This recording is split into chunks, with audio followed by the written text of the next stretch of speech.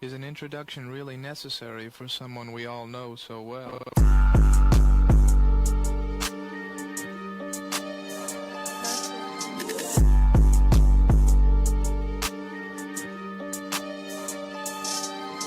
This is Scott. And this is Zach from Dad Talk. Here we are once again on a Sunday night, bringing you guys some content. We've got another special guest tonight. I mean, all of our guests have been special so far, but this guy, he cracks me the fuck up. He's got his own podcast. He's got a mega store. This guy does it all. And he does contracting? Yeah. Oh, yeah. You told us a big story. Let's let him tell it. Yeah. Fuck it. Let's bring him out. This is Dan Gallagher. What's up, guys? How are you? How you doing? Great. Yourself, Dan? Doing good, man. I'm doing good. I'm in a good mood. I'm happy to be here. Happy to be on this show. I appreciate you guys having me. Hey, man, we were super excited to have you too. We talked to you for that 10 minutes. I said, this guy is coming on the show for fucking sure. Mm-hmm. Yeah, no, I love your intro, by the way. It's great. Thank you. Yeah. Very much. Your Thank you a intro is lot. great. Fucking Yeah, Zach you're worked hard on that. And we have been praising him ever since. Yeah, no, that's great. I love the logo. We're key. Well, see, I fucking did good on that one. People have been saying we got to change it, but I'm kind of attached to it now. No, I like it. Let's keep it. And let's keep it. I love it. Yeah. Yeah, I There love you go. Sold. We're keeping the fucker. Yep. That saves us another $80. Anyway, Dan, we were trying to give you a little backstory, but we figured we'd let you give your own backstory. So what's up, man? What do you do? What are you all about? Oh, God. Where do I start? Where do I start? At the beginning, if you want. 44-year-old man with a wife and 2 kids. Feel like I've been through hell, ran over by a train and gotten up and then ran over by a train again and then gotten up and got ran over by a train again, man. I just, I like what you guys do because, we've talked about men's mental health and I never really took that sentence, that concept serious, when I was younger. Like what is mental health? What happens and why and so on and so forth. But damn, man, it's very, very real. Very real. Mm-hmm. I had a construction company. Okay. This is going back some time. And it was a very large construction company. Okay. Man, and in the world of construction, you kind of sometimes keep your fingers crossed to make sure your customers pay you. Okay. And as we continue to grow and grow and grow, sometimes, you keep your fingers crossed and the check comes on time and sometimes it doesn't, Well, we grew this construction company very, very large and we had a customer that, no, they didn't pay. They owed us a lot of money. They didn't pay, and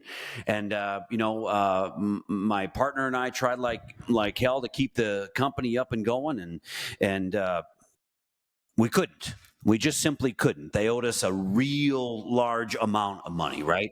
And what happened is that it basically cutting through it collapsed. Okay. The company collapsed. Okay, bunch of employees. It was a huge problem, big deal, so on and so forth. And you go through something like that, and you as an owner, you start to feel like garbage. You've got all these employees, you can't pay them. They had to leave. The whole company imploded, etc. It's not like you intend to hurt people. It's not like you intend or we intended on hurting people. But when you're kind of leading the show, so to speak, I felt terrible about what happened, and God damn, guys, it sucked. Dealing with that fallout at that such of a large level, because we didn't have any loans and stuff. We were cash on cash, as a construction company. It's not easy. It's not easy to do that, So my life changed instantaneously.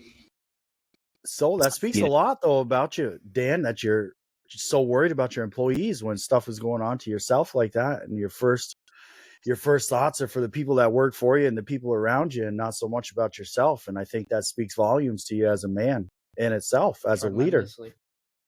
I appreciate you saying that, but when it was happening, not one person felt that way. And that's what really sucked, is because not one employee, not one person felt that way. I was the devil, I was the jerk, I was the scumbag, I was this, I was that. And in reality, you know, a lot of things that were said out of anger, but none of that was true. None of that was factual. But it took a toll on me, man. And I totally understand that too. People don't understand what kind of shit happens to somebody when they're already down the hill and people are shitting on them some more. It affects you a lot. It does.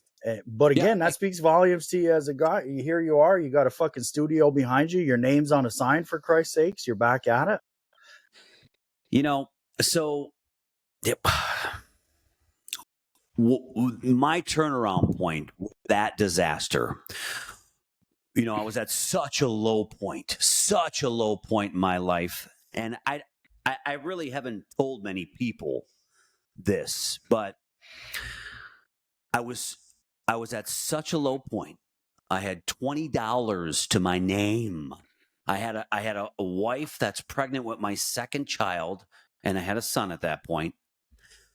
And I'm sitting there and I'm thinking, well, what am I going to do? You know, what am I really going to do? The whole world's crashing down on me. The pressure on a scale of 1 to 10 is a 10,000. And you ask yourself, you know, what are you going to do? Yeah, you try to be strong. You try to move forward. You try to tell yourself everything is going to be, you know, okay, etc. But for me at that point, I'll be honest with you, I just like crumbled. I was walking down, you know, candidly, I'm embarrassed to say it, but I was walking down a railroad track and I said to myself, I've got thousands of people after me. I got so many phone calls and so much pressure. I'm like, I don't know if I can take this anymore. And I remember sitting on a log right next to a train track, and I was about a mile in the town that I live in right now. And I'll never, ever forget what happened.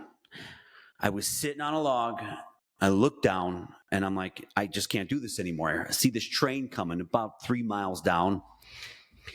And I look down on the rocks and I see my son, his eyes, and he's like, don't do it, Dad. Don't do it. I can't have you do it. I need you.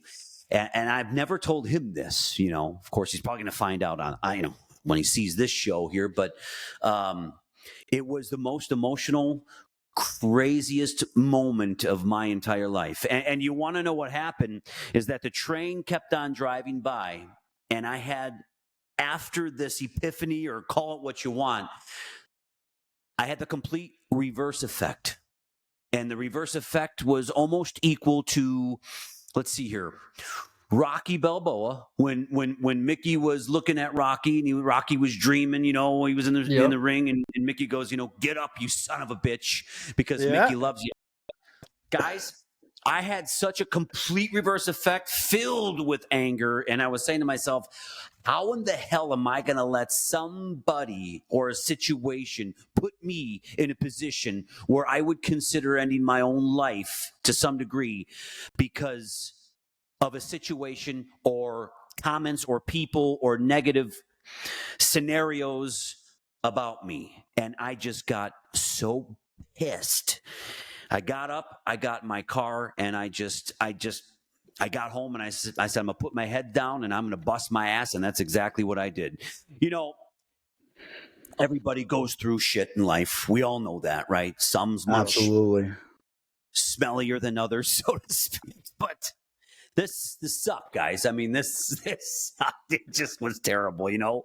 But and the worst part about it, the real worst part about the whole experience, was I felt totally alone. I mean, I'm not looking for a pat on the back, but when you go through stuff at that level, it'd be nice to have somebody to the right or to the left of you. You know, my mom was there for me, of course, but I felt totally alone. And that's what sucks most above all, is that you feel so alone when you're going through stuff at that level. And I feel bad for anybody going through that, you know? And I totally understand. Yeah. I don't know so much, but I've had my problems, and I was lucky enough to run into Zachary, and some of our problems were very similar, and we clicked on a level unlike that of most people, right? And I mean, in a situation like that, you can't even go home and tell your wife about it because you're supposed to be the rock of the household as a man, right? She's supposed to be able to look at you in times of turmoil and say, what the fuck do I do? You're not supposed to look to her and say that as a man. at least as far as traditional gender roles in society, right? So it's hard to put your problems on somebody else, especially somebody that you love so much. So you always end up feeling more alone than anything, I think. But Yeah. I think that's the key to life, bro, is to go out there and fucking do it as a man by yourself as much as you can. As much as you can. I couldn't agree more. And I can't tell you how many times I said to myself, how did this happen? What the hell am I going to do? What the hell am I going to do to get out of this? Probably 10,000 times. What am I going to do? What am I going to do? I just kept my head down, and I literally worked 7 days a week for 2 years straight. Yep. To crawl myself out of it. Nobody knows this, and you know what? Nobody cares. Nope. Nobody really cares. They don't care until they see your name on a sign on the wall, and then they think, "Oh boy, look at how lucky that guy is." Nobody ever sees the 2 years, 7 days a week, 20 hours a day bullshit that came into it before that. They just see the sign and they're like, "Oh, look at how fucking lucky that guy is," or "Look at how blessed they were."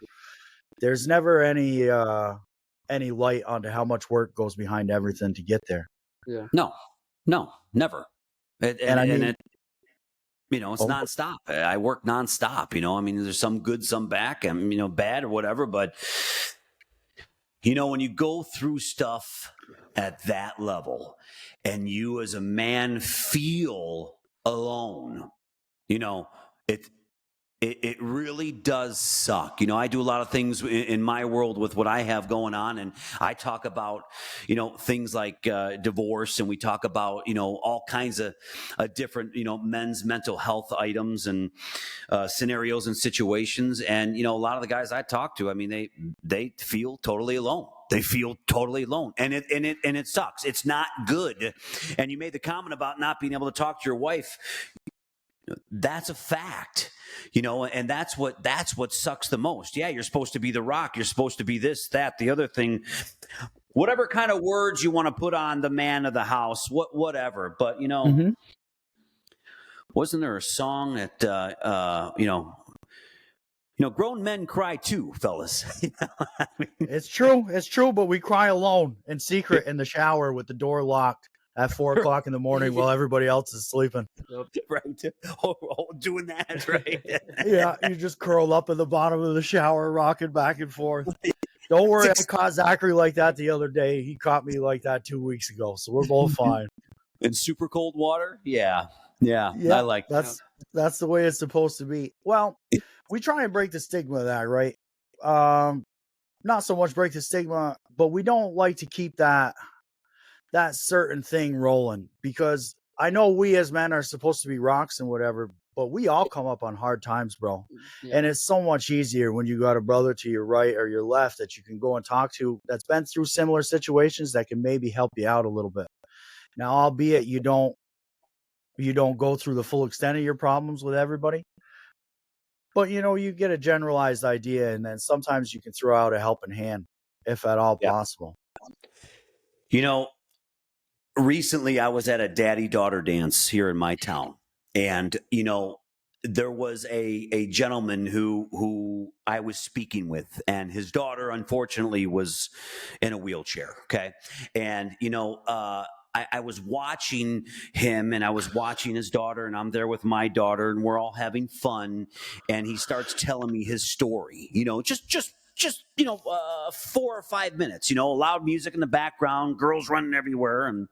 And his story shocked the shit out of me. Right. It just shocked the shit out of me. And, the point is that I'm looking at this guy, and he's got a situation with his daughter, beautiful girl. And, I'm thinking, man, you think you got it bad? Just talk to the next guy. Just talk to the next person, talk to the next guy. It's shocking to me how many people actually have so much crazy shit going on in their life, and they don't talk about it. You don't know. Yeah, That's that true. is the truth. 100%. I don't know how many times I've read that thing about you try and be nice to people because you don't know what kind of shit they got going on in their life, and you don't know if that one "hey fuckhead" is going to make them snap finally. Right. And we've been seeing that quite often on the news lately. Oh, yeah. Yeah. Well, we try and stay away from that as much as possible because that's nothing but negativity and bullshit anyway. Yeah. So Yeah. No, thanks. No, what's thanks. that? Yeah, I said, no, I agree. I don't want I that. agree. I mean, I try to be nice to every single person I see. I mean, I truly do. I mean, I try to be as nice as humanly possible to anybody I see because God knows what they're going through. Absolutely. Sometimes I don't know, Dan. You seem kind of like us. We're kind of gruff though. A little rough around the edges, and sometimes it comes out as not so nice when you're trying to give advice. You know what I'm saying? And it's not like you're trying to be the devil about it, but we as men have grown up much different. I can't speak for yourself, but over here we grew up much different than a lot of the country. There was a lot of pour some dirt on it. You know what I mean? Mhm. You drink a little bit of Tussin, you'll be all right in the morning. Quit whining. Yeah. Yeah. I mean, the reality is we're supposed to swallow it, swallow all the pain, get up the next day, and keep on moving forward. And guess what, guys? I mean, that sucks. I don't want to steer this in negative comments about suicide rate and things of that nature. But my God, when you take a look at the statistics and you see what's really going on out there, men specific, it is mind blowing what's actually happening. It is. If you look at it, I'm sure, I don't know what the statistics are, but I'm sure the rate of suicide in men is much higher than women. I think it's 3 or 4 times. I gotta look Yeah. something up. Zachary's going to look it up right now. No, that's not what I'm looking at. I'm looking up something else that I saw a while back. I want to see if I'm right before I say it. Okay. So Okay. you guys can continue. All right. So, Dan, you went through all the hard times. What are you doing with yourself now? Man, so I went back into construction. Okay, and I've got a construction company now. Believe it or not, it's a federally approved construction company. So I'm doing a lot of work for the U.S. government at the moment. And Really? Yeah, I'm doing a lot of work for the U.S. government. We're all over the country, and okay. And I just decided to, quite frankly, grow the heck out of that. And I have got, my show going on here behind me, and I've fallen in love with that, and I'm doing that, and just trying to stay positive and happy. I'm doing a heck of a lot of coaching with my kids' teams lately. Heck of a lot of coaching, man. Good for you, man. Yeah. All right. So, what'd you look up, back Zach? to what I wanted to say. Speaking on the whole, if you look into what's going on with men across the country, even across the world, with mental health. So Men's Mental Health Month is June, for those who don't know. It has been for quite some time. And just, I don't know exactly when it was established, but I'm not pointing fingers towards nobody or saying it's unfair or anything, but I do got to say that they also went and took a whole nother group, the LGBTQ group, and made June their month. What? I didn't know they had a month. They took Men's Mental Health Month and made it also LGBT. See, for Christ's sakes, I thought Pride was every day. But that was because they were trying, and they got it out there, and hey, look, now they got their own month. But what happened to the guys? This is, oh, Lord. See, you're going to spark it right now. Go ahead. Finish it up. It's just, it's kind of tough because, you don't hear a lot of guys even knowing about Men's Mental Health Month. I didn't even know about it until I had recently found out that June is also LGBTQ month. Buddy, I didn't know we had a mental health month.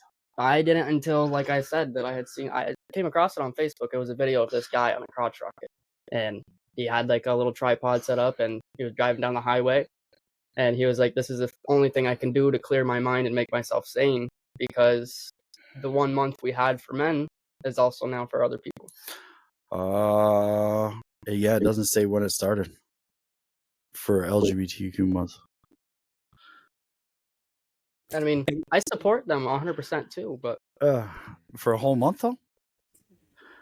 June commemorates the 1969 Stonewall Uprising.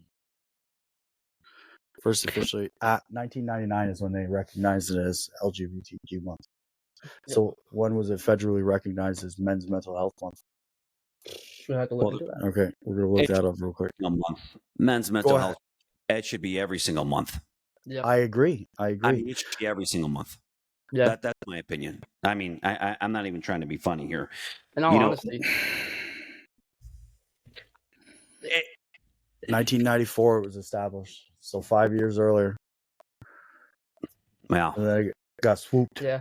I mean, like he said, it should be every month of the year because I mean, speaking of, yeah, LGBTQ month is for support for them and all. Yeah, it's great, but you look at it on the other side. It's for the men's. It's their mental health. That's something that could tremendously ruin their life if it goes wrong. You're gonna start some controversy tonight.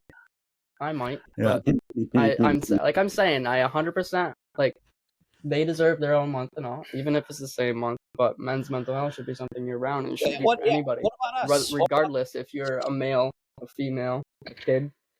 Okay, do you want me to break it down even further now? Since we're can. starting controversy, let's go. So, men's mental health is something that we should actually be looking into, right? Yeah. That's something that's a serious thing that fucking takes lives every day. Every day, somebody's killing themselves. Yeah. I'm sure it's more than one a day, but I can't look up the statistics right now because I'm on a roll. But the Pride Month is about sexuality. Mhm. Why does that get a whole month? So that's what I'm saying. Who cares? That's where my head's at when it comes into it. Who cares who you fuck? I don't care. You don't need a whole month to describe it. But you should have a whole month to describe men's health problems that could be stopped with just a phone call sometimes. Yeah. You know, Sure. if we talk more about it. Yeah, I think. sure. Okay, I'm done on the roll. All Go right. ahead. No, I think you're 1,000% correct. It's actually shocking what you can do. If somebody's actually at that low side of life, and you make a phone call or stop over there, it's you could change the course of their entire life in a second. But where the whole notion, growing up, I remember watching my dad, this big, tough Italian Irish guy, never cry and never get Yep. upset. Always angry, always, pounding the chest. And I don't mean that in a negative way, just that's what I was looking at growing up. I remember one time, a real story here. We were coming home from a Christmas party, and no, actually it wasn't a Christmas party. It was a summer party. And my brother was driving his bike home and literally crossed a 4-way intersection, got hit by a car on his bike. Okay. Oh, fuck. Right? Not fast. The guy wasn't going 80 miles an hour. He was probably going 20 or so. All I remember is my brother's flying. Yeah. And the next thing I remember is my father getting out of the car and pulling this guy out of the window. And I will never forget the scene thereafter as I was a younger guy. But yeah, that's the mindset that I have when somebody says, well, what is a man? Well, that was a man All right. back then. All right. So he- I agree 100%. Yeah. We come from old farmers. My family were farmers, and they grew up on a scrapyard. So between milking cows and lifting iron every day, you got to picture these fucking shit brick houses of men. And there Yeah. were 7 of them. And they all grew up the same way, with my grandfather screaming in the background. Oh, yeah. "Rah!" for nothing. So that was what my idea of a man is in my head. 7 boys fighting over fucking steak dinner. Yeah, that's just like my family. I mean, half of us were farmers, half of us were truckers. I mean, over the road trucking and everything. Coming home, my dad had his own. My dad and his grandfather had their own trucking business, so it was all the boys, all the kids. We were always in the garage, lifting up on all the heavy stuff, helping out our parents, trying to make sure that they can support us with their everyday life. Yeah. But I also remember little tidbits of bullshit. Like yeah. we milked cows, and we had a pipeline set up in our barn. For those who don't know what milking is, if you walk up to a stall and you hook a hose up into the pipeline, and then you hook another hose up, and it sucks the milk up and it brings it to the milk house. Mhm. So we had that all set up. But my old man used to make us carry buckets every day. Oh, yeah. We had a dump station instead. Yep. You ask him why, he says, it's to build character. Yep. Yeah, right. Buddy, carrying buckets of milk every fucking day builds character. That's like the story I told you when I was young and I used to act up. My father-in-law, I don't know if you've ever heard the whole dig a hole and fill that hole with another hole that you dig the dirt, and continuously keep doing that until you learn your lesson. See Because those? I used to be a real trouble kid when I was young, so it took some hard lessons for me. Oh, So yeah. was that a super deep hole then? Oh well, so it started with we had this fire pit up at the old barn that we lived at, and it was huge. It was where the old milk tank used to sit, and it was probably like 10 feet by like 12 foot wide, and it was probably about 5 feet deep. He told us one day that was probably the worst. Actually, it was the day that me and my brother took my mom's car out in the field and decided to go mudding with it. He told us that we could sit there and fill up that hole. Oh, yeah. Just dig another hole, fill it up. Yep. See, now Wow. that's similar, but we had a tandem dump truck load of sand on one side of my dad's house, and my dad's house is like 70 feet long. And mind you, we had 3-4 tractors, a Bobcat, a skid steer, fucking a John Deere with a bucket on it. But I got suspended from school, and I had a shovel and a wheelbarrow, and I had to move that pile of sand on the first day all the way to the other side of the house with a wheelbarrow.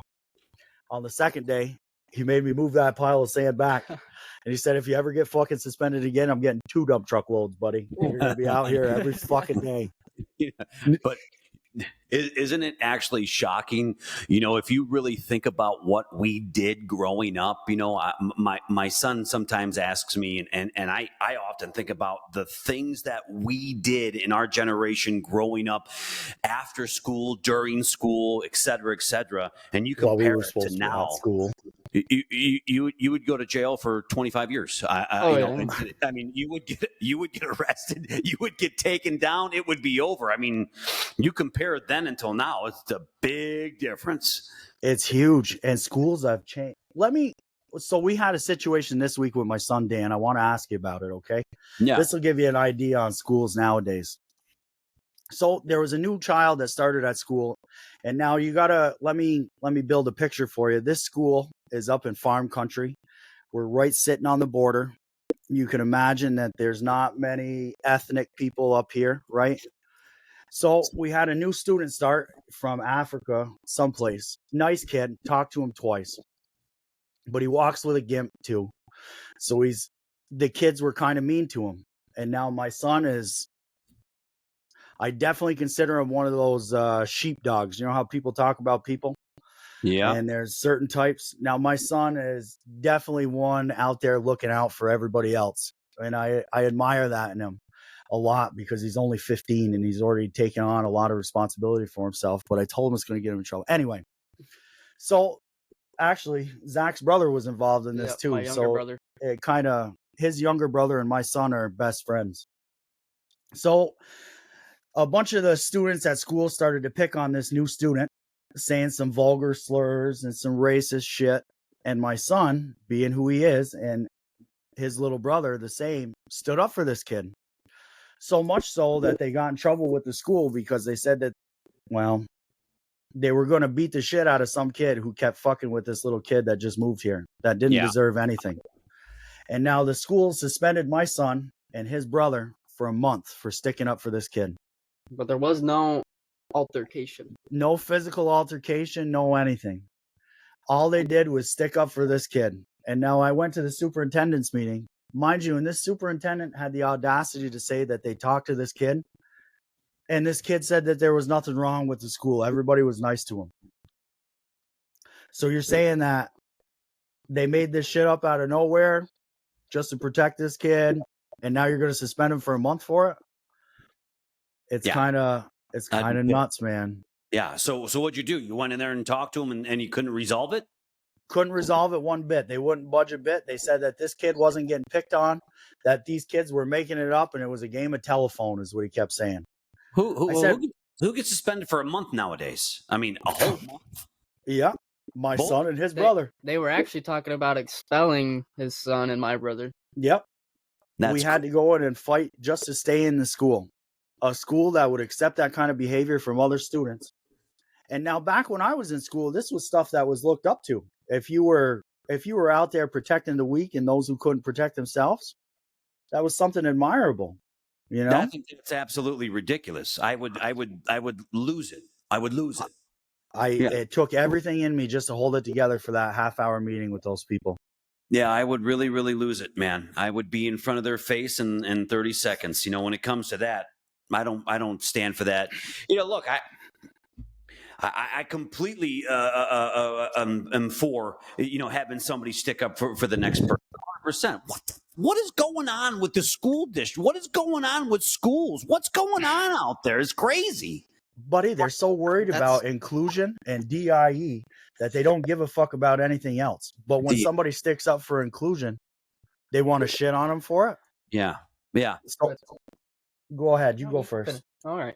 Well, that's almost like one of the schools we have down at the very bottom of our county. I actually lived down in the district after I was out of school. And I had made friends with, it was right after I got out of school, so I made friends with a couple of the seniors. And they were telling me about, it was a school that was full of fights all the time. And this school came up with a rule that the only way you're allowed to fight back is if you get hit in the head, well, not the head, just you get hit in general, 10 times. So you're supposed to sit there, let somebody wail on you 10 times, and then you can defend yourself, or else you're getting suspended. What? Yeah. That's insane. What? Yeah, they told me that was their rule. You have to be hit 10 times in order to defend yourself, or else you're in the wrong as well. Is it that little school down there? All the way down at the bottom. Buddy, they can't even count to 10 down there. Yeah, that's wild. Insane, though. I mean, that's a serious issue. I tell my kid, if somebody hits you, go. I'll be in there. I'll be in front of the principal. I'll be at the school. Don't you worry. I will be there, and I'll speak to the superintendent or the principal. You're going to suspend my kid for a month, or you're going to put my kid, you're going to put my kid in harm's way because of your rule. No way. No way. All these, it's actually getting it's ridiculous. It's just totally ridiculous. The people who are running this, it's ridiculous. I 100% agree. Yep. So 2 years ago, there was a thing in school where they wanted to put kids wanted to come in with collars around their neck and leashes, and they wanted to put fucking kitty litter pools in the bathroom. Actually, there was a school or two schools in our county that did. There was, and NAC was on its way to be number 3. Yep. But my daughter held a petition because she's so against this shit. Her and one of her friends started a petition against it, and they got a bunch of kids and a bunch of the parents to sign it so that it wasn't allowed in this school.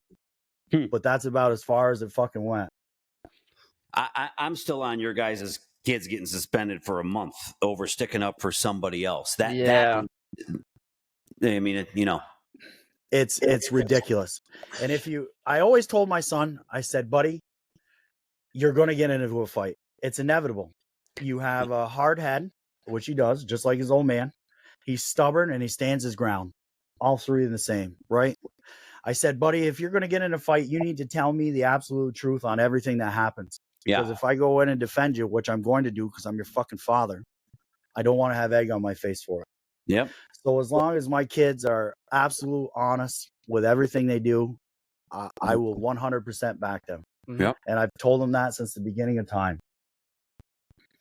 But for situations like this, the school makes it difficult to back them. I mean, there's nothing we can do to fight for them. I'm at a point now where I want to homeschool. This was last week? Yeah, was it last week? It's like, see, I was in school, the last year I was in school was 2019. It was my junior year. We had this new rule because there was kids that were bringing stuff in the lunchroom that they shouldn't have, along with like paraphernalia, like with drugs related stuff like that. So the school started saying, hey, leave your backpacks outside of the lunchroom in the hallway. I had these group of brothers, there was 2 of them that were still in the school, that there's a whole bunch of shit going on, and it was this girl that had dated me and dated one of the other brothers. She started a whole bunch of stuff. I had told him about this after what happened last week. And I was going out to the hallway after lunch had ended. I bent over to pick up my bag, and I ended up getting jumped from behind, hit in the back of the head. I never got hit like from the front once. They were behind me. And I walked all the way down the hall towards my varsity soccer coach because I was on varsity soccer, and I knew if I got in a fight, I'd be suspended from the team. So I went to him. I was like, hey, get him off of me, whatnot. Then I went straight to the office. And they sent me home, had us come in for a meeting, and they started saying that I was the aggressor. I was the one that started it, that they weren't going to watch the cameras. They were taking the other two kids' words. Now imagine letting them hit you 10 times before you did anything. Exactly. Yeah. That's fucking nuts. I've never heard of that. It's so stupid. I mean, I went And the to a worst Catholic part is- school. I remember the exact moment that my whole life turned around when it comes from being a cocky kid, so to speak. You know, you got 7th grade, 8th grade. You know everything. You're a cocky, arrogant kid. I was on the bus freshman year of school, football coach. We went on a field trip. I was the last one off the bus, okay? During the field trip on the way home, I made some sort of arrogant, cocky remark. I don't even remember what it was, but he knew it was me, and I know he knew it was me. And I was the last one off the bus. He took a 3-inch social studies book, and he smacked me so dead center, and my face, my nose started bleeding. It was the biggest shock, that I experienced in school. I'm like, whoa, how can this happen? How can this be? It was that moment that I completely changed who I was as a person. And when I graduated high school, I walked up to him. I said, hey, you probably don't remember this, and he didn't, but this situation changed my life forever, and I appreciate it. Gave him a hug and said goodbye, and away I went. I had something very similar to that happen to me. Our health teacher in 6th grade, he was also our substitute gym coach, and I had something smart walking out of the varsity locker room. And he yanked me up against the locker and put me up against the locker. And he gave me one of those yelling speeches where he was this far from my face. He was like, you need to change your fucking attitude, manner, and your bullshit's going to stop right now. And I tell you what, I straightened my shit right up in 6th grade, and I was an honor student from then on. Just because that old man put me up against the locker and told me to straighten my shit out. Yeah, that's what it takes. I didn't go home and cry about it to my parents. I didn't cry about it to the fucking principal. I didn't try and get this guy in trouble because I knew I fucking deserved it, right? So it was one of those things. And that right there was how we were raised when we went to school. If I would have been so embarrassed if I went home and Mama, somebody hit me in the head with a social studies book. I was bleeding, blah, blah, blah. No. Yeah. You want to know what she would have said? Good. Perfect. What'd you do to deserve it? What did you do? What did you cause him to do that? Now it's like, what? Wait a minute. I'm going to call the principal. I'm going to. It's a whole different world out there, and it's hard to navigate as a father. It's hard. It is. It is very changed. Because once again, if your kid gets hit in the fucking face with a social studies book nowadays, you're probably going to school to throw a fit. I mean, I know I will. A lot of backlash coming with that one. Yeah. And then as a dad, now turning the page completely, as a dad, if my kid came home and said, hey, listen, I got punched, or I got kicked, or I got hit in the face with a social studies book, man, I would be irate. Exactly. It would be hard for me not to, because you want to protect them. I mean, that's just being a dad. I understand. Now I think about it at the same time. If I would have went home and told my old man I got hit by a social studies book, he'd have a mixture of feelings, I think. But the first thing coming out of his mouth would be, what did you do to fucking deserve it, Scott? Yeah. But that's how times have changed, I think.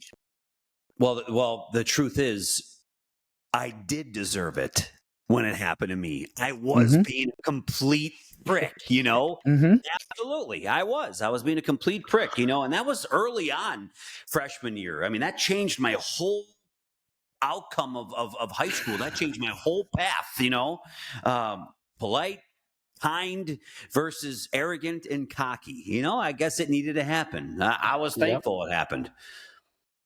I agree. But you got to keep some semblance of that arrogance and cockiness in you, because you got to find that borderline, right? Because if you don't, you just got unconfident people walking through the world. I don't quiet know and humble. I don't know any other way but to go.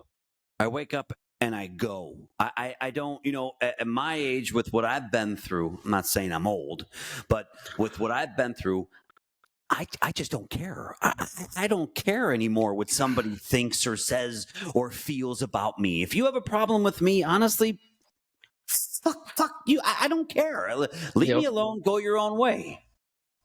Uh, You know? so I heard something from a girl I used to date, and Ah, I took it with me. I know there was very few things I took from this one with me, but she said, Scott, what other people think about us isn't our problem. And that is absolutely freeing once you start thinking about it like that, yeah, right? yeah. Doesn't But matter what other people think. Yeah. As long as, go ahead. I don't know if it's an age thing. I just don't know. When you start to when you're in high school and you go to college and you want to have this and you want to have that and you're trying so hard to be successful and you want to impress the girl you're with or whatever the case may be. But man, I'll tell you, when you get older and you go through some battle scars, you go through some real stuff. I would categorize my situation as real stuff. Okay.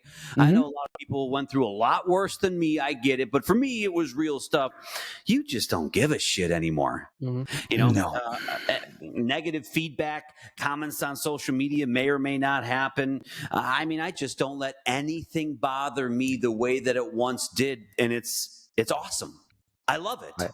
I agree. See, and I'll say, for me being young, I'm in my mid-20s, but I was addicted to quite a few things when I was young, and I was in a pretty rough predicament for quite a few years.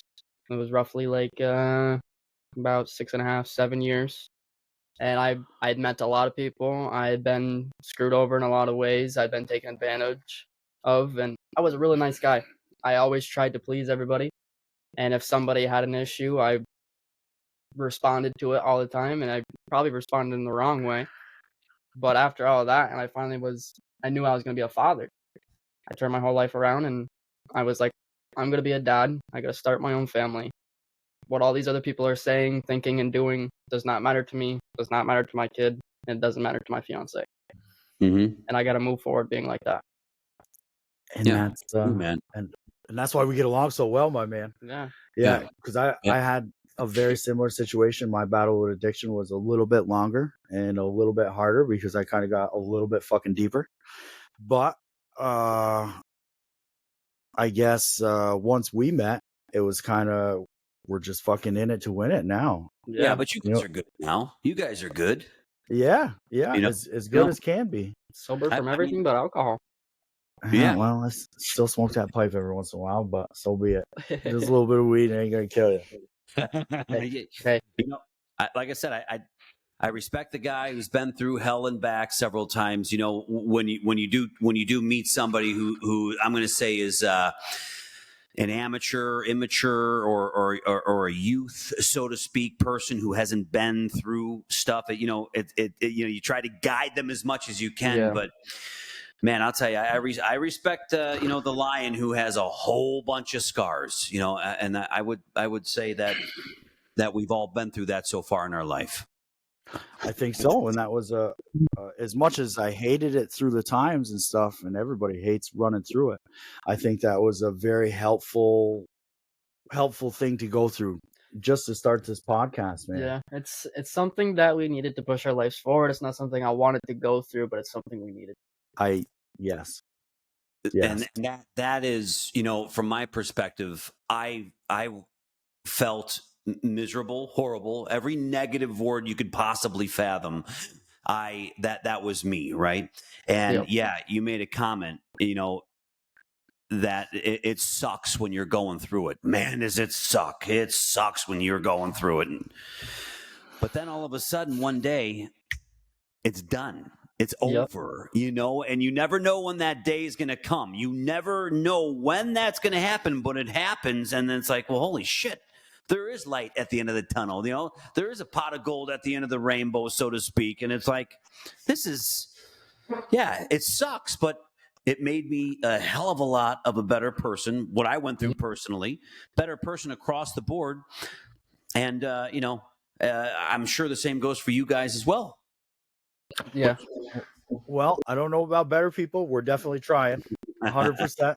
Definitely a better person than I was. We're I can not say out that. here shaking hands and kissing babies yet, but soon we hope. Well, it changes your thought process. It makes you think. 100%. Now I think about everything, every move, every business move, everything I do. I take a step back and I actually think it through and figure out where the outcome's going to be. So it changes you. 100%. I'd like to say it makes you more wary of people and what they're capable of, but at the same time, it makes you more aware of what you're capable of. If you look back, you've made it through every fucking tough time that you didn't think you were going to make it through. So there's no reason to say you can't make it through this one too. Yeah. And that's the biggest message, I think, right there.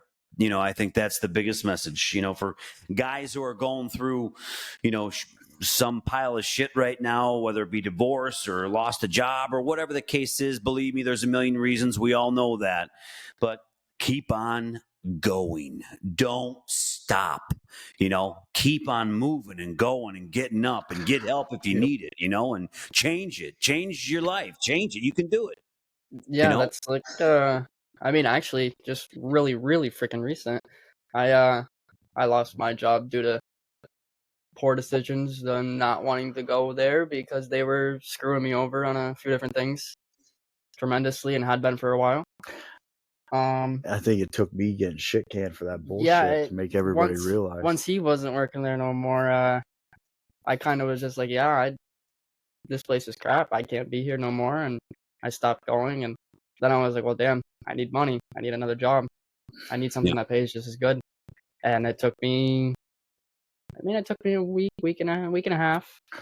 We fucking got you, buddy. You got in there. I got another job. I'm gonna be making more money than I was before. I'm gonna be doing something I'll be happy doing, and it gives me more time to do the podcast, especially. And be with my kid. Yeah, and that's what we were looking for, is more time for the pod, buddy.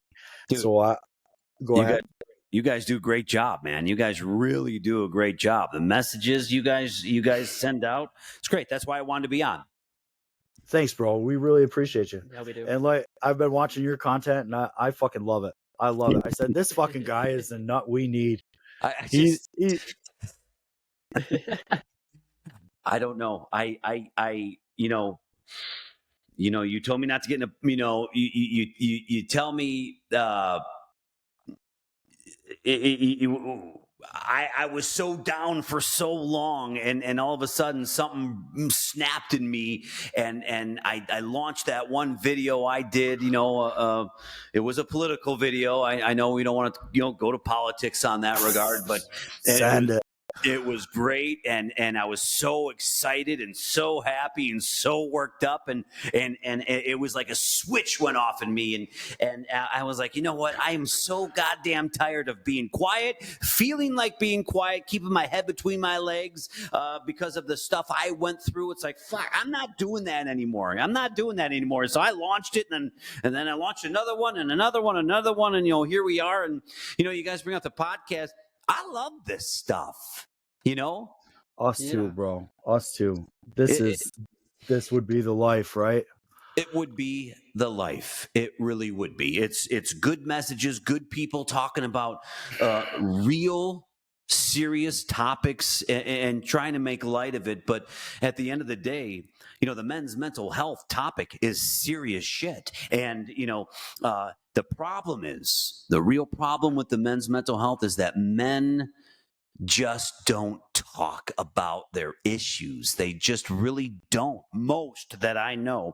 It takes a tsunami to get a man to really talk, in my opinion, about the real problems. You see the little saying on social media, get a man drunk and sit down and have a conversation with them, a real, true conversation with them. And that's a conversation you can't handle. I don't know. There's so much stuff on TikTok, blah, blah, but that's the truth.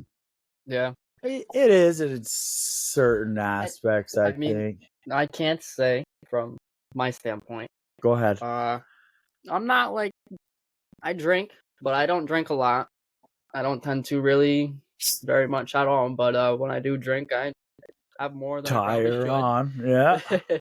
And my fiance has told me, and she's like, "You never talk about your problems. You never tell me anything. You don't tell me what's wrong. You bottle it all up. You got to learn not to." And then there was one day where I got really obliterated, and I sat down in the bedroom and I started crying, and I started talking, and there was a whole lot of stuff that came out, and she goes, Mhm. "Wow." Oh yeah. Oh yeah. No, I agree. Fuck me. Yeah. No, I've never had a breakdown. No, No, I not did out of yet. nowhere. Like I was 10 sheets to the wind, definitely, and then some. And I sat down on that bed, and just something just hit me, and I was like, "Nope." Started crying. Michael was here.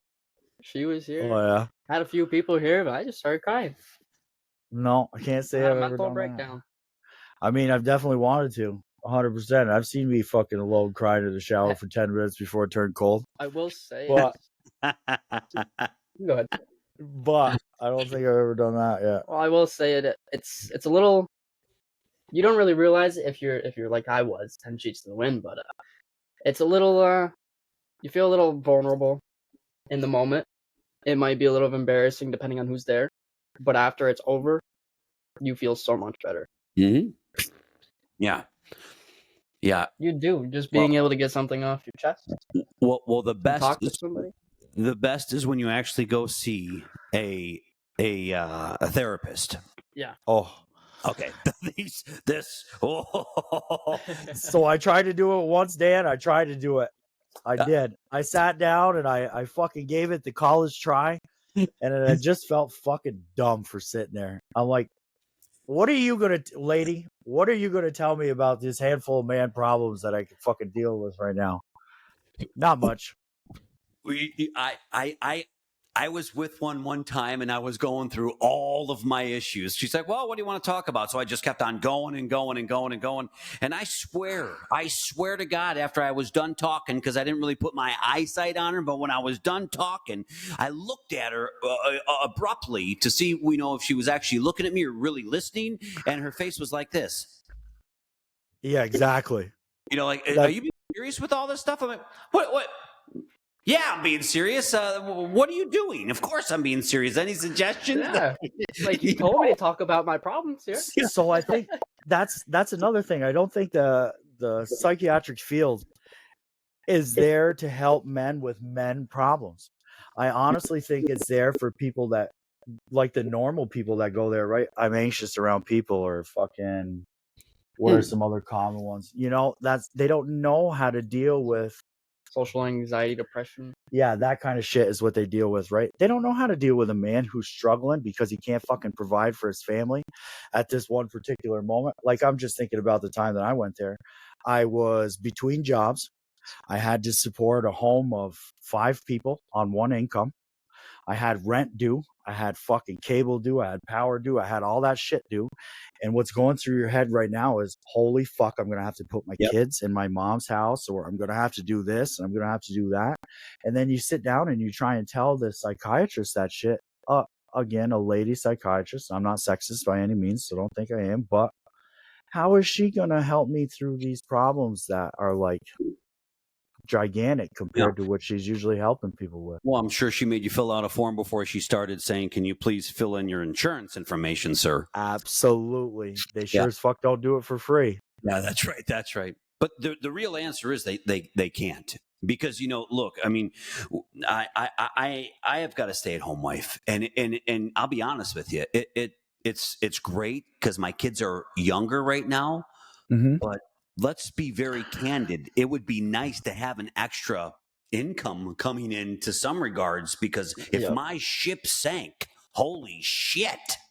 Yeah. That's kind of the boat that I got myself into when I left that other job, and it's getting towards the end of the month. I do have bills coming up and everything, so I was trying to get a job really quick because we're a one income family. But after all of that, my fiance actually decided finally that she wants to do a little side gig to help provide some money, which I appreciate tremendously. I wouldn't ask it from her, but it's gonna help a lot. God bless her. Let her go. That's what I told her. I said, go fucking crazy, girl.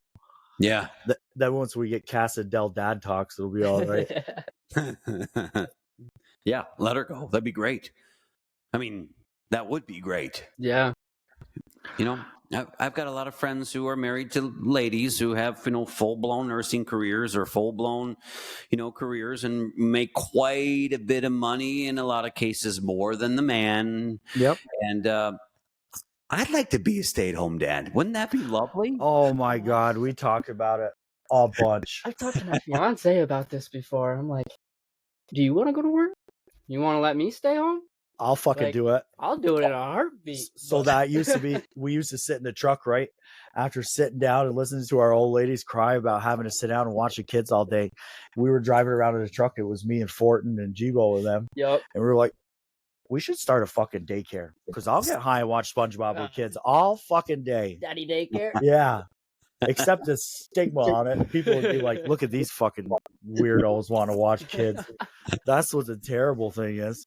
But in reality, fuck no. I just got high at 7 o'clock. I woke up, I fed him oatmeal, and I watched SpongeBob for 7.5 hours with him and laughed my ass off. Yeah, you were one of the kids with them. Oh, fuck yeah. Oh, yeah, that's how I always was. Buddy, please. Well, I'll play Play-Doh for hours. Oh, yeah. Well, but it is tough. You go to work for 8, 9, 10, 12 hours, whatever it is, and you come home, you open up the sliding door, and then there's just zero peace. You walk in, your kids want to be with you. It's like, it's the stress levels that's at a 10 at work, and then it's at maybe a 4 to 5 going home, and then it hits a level 20 right when you walk in the door. And you love it. Yeah. Your kids are wanting to be with you. They want to see you, but it starts all over. It's like, my God. Just a couple of days ago, I was actually speaking to one of my close friends, and I was like, do you remember when we actually did things that we liked to do? Our hobbies, the things that we wanted to do, like to do, whether it be snowmobiling or doing what, all of those things just seem to disappear when you've got, kids, for real, right? It's like the magic number for me was 40. When I hit 40, it was like, all I do is work. That's all I do is work. Yep. I think I hit 32 when I started to realize that because I was working at the jail at the time and we were pulling 16-hour shifts every day, whether you wanted to or not. Yeah. You signed up to work 8 hours, you'd get there, they'd be like, well, you're hit for overtime. You got to fucking stay another 8 hours. Yeah. Yeah. And then it finally fucking clicked. I'm like, we spend more time at these shithole jobs than we do at home taking care of our fucking kids, man. Yeah, that's how it was at the last one. That's a whole nother conversation. 100%. We'd love to have you back to come talk about it, Dan. Of course. Yeah. That's a whole nother conversation. But Always do another episode. Yeah. Yeah. So, I mean, we're getting towards the end, Dan, and I know I speak for Zachary too, but you're fucking part of the Dad Talks family now, bro. Oh, of course. You come on whenever you want, bullshit with us. We love you. Yeah, no, it goes both ways, guys. Thanks so much for having me. I really appreciate it, for real. I think you guys are just two really cool dudes, and we're very similar. So that's why I wanted to come on. I mean, tell the story and tell the reality, and hopefully somebody will watch this, and hopefully somebody will watch this and say, well, shit, you know what? I'm not going to give up. Well, I hope we get somebody to step back from that ledge, right? Like that's our fucking goal. One person. Mm-hmm. And what's that story that Anthony tells all the time about the fucking starfish? I'm going to butcher it. Oh, but something about some little kid on the beach tossing starfish back, and there's hundreds of them up and down the beach. Yeah, I know. I remember what it is now. Go ahead. So there was this kid that was walking up and down the beach, and he sees a whole bunch of starfish on the beach. They're not anywhere near the water. Then this kid is walking down the beach. He's throwing the starfish back in. And then this guy walks up to him. He goes, "Kid, what do you think you're doing?" He said, "I'm saving the starfish." He said, "Do you really think you're making a difference? There's thousands. There's thousands of them. You're not gonna get them all back in." And the kid threw one starfish in, and he said, "I just made a difference." He said, "I made a difference to that one." Yeah. Same thing. I knew I was going to butcher it, but fuck. Yeah, so that's all we want. We want one starfish, buddy. If we can get one starfish an episode, we're happy as fuck. Yeah, well, I think we will. I think we will. I think you guys will, man. I think you guys are great. For real. Thanks, Dan. We really appreciate that, man. Yeah. We really do. And thanks for coming out and talking to us tonight. And I know I just said it, but definitely come back and talk to us again, Dan. We loved having you on. We love your point of view. We fucking love you, man. Yeah. Even besides even another episode, feel free to reach out whenever, man. Yeah. Yeah, and if you ever got any contracting work in New York State, Hey. you got your 2 favorite monkeys right here, ready to go. Well, I'll be seeing you guys, that's for sure. Absolutely, fellas. dude. All right, I appreciate it, guys. Thank you so much. And thank you, course. Dan. All right, and as always, this is Scott And this is Zach. from Dad Talks. Come get us again soon, boys.